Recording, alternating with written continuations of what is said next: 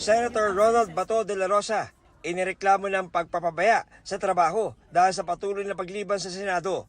Ayon sa grupong Huwag Kang Kukurap, hindi na nagagawa ni de la Rosa ang kanyang trabaho na malinaw ang nilang pang-aabuso sa kapangyarihan at pribilehiyong iginawad ng taong bayan. Gate ng grupo, hindi ito patas sa mga regular na manggagawa na no work no pay at pinapatawan ng parusa kung matagal na absent. Pwede anilang wag pasahurin si De La Rosa at suspindihin ang operasyon ng kanyang opisina. Sabi ni Senate Ethics Committee Chairman Senator J.V. Ejercito, ipipilan nila ito sa 5 na unang ethics complaint laban sa ibang senador.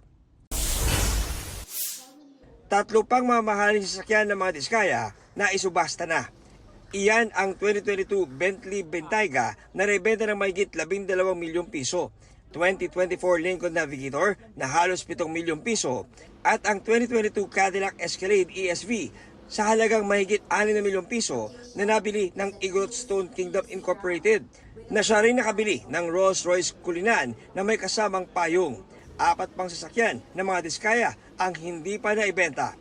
John Consulta, nagbabalita para sa GMA Integrated News.